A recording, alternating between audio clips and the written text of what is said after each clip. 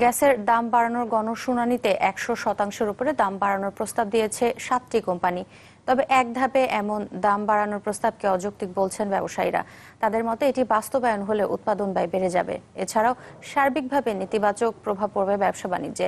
এমন আলোচনা সাপেক্ষে ধাপে ধাপে দাম সমন্বয়ের দাবি তাদের। আর দামের পাশাপাশি নিরবিচ্ছিন্ন গ্যাস সরবরাহের বিষয়েও গুরুত্ব দিচ্ছেন তারা। এক দশকে গ্যাসের দাম বাড়ানো হয়েছে 6 বার। এখন নতুন করে আবারও দাম সমন্বয়ের উদ্যোগ। এনার্জি রেগুলেটরি কমিশনে গণশুনানি নিয়ে চলছে আলোচনা সমালোচনা। এরই মধ্যে গণশুনানিতে 7টি কোম্পানি গ্যাসের দাম বাড়ানোর প্রস্তাব দিয়েছে 100%-এরও বেশি। এক ধাপে এ পরিমাণ দাম বাড়ানোর প্রস্তাব দেয়াকে অযৌক্তিক বলছেন ব্যবসায়ীরা। তাদের মতে এই প্রস্তাব মেনে নেওয়া হলে বাড়বে উৎপাদন ব্যয়, হুমকিতে পড়বে শিল্প ও ব্যবসা বাণিজ্য। তারা যে প্রাইসিংটা করছে এর ভিত্তিটা কি?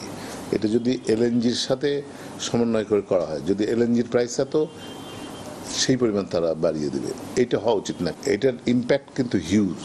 সরকার যেটা করতে পারত, একটা যৌক্তিক রেটটা ফিক্স আপ করতে পারত ব্লেন্ডিং বেসিসে, করার পরে ইকোনমিক কস্ট বেনিফিট রেশিওটা বিবেচনায় এনে তখন এটা স্ট্যাগার্ড এতে করতে পারতো ক্রমান্বয়ে।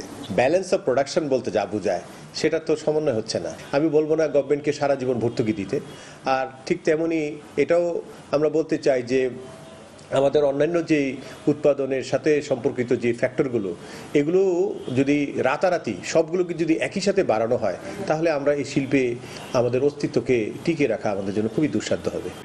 দামের পাশাপাশি ব্যবসায়ীরা গুরুত্ব দিচ্ছেন নিরবিচ্ছিন্ন ও পর্যাপ্ত গ্যাস সরবরাহের উপরেও। যদি আমি গ্যাস সরবরাহটা না পাই, সেখানে আমাকে যদি বিনে পয়সা দেওয়া হয়, তাহলে তো কোনো লাভ হবে না। এখন যা চলছে মানে এটা বেটার দেন আর্লিয়ার। আমি এটা বলতে চাই যে আগের চেয়ে আমাদের মেশিনগুলো এখন সচল হচ্ছে, আরও দরকার। প্রেশার গ্যাসের সব জায়গায় কিন্তু একরকম নেই।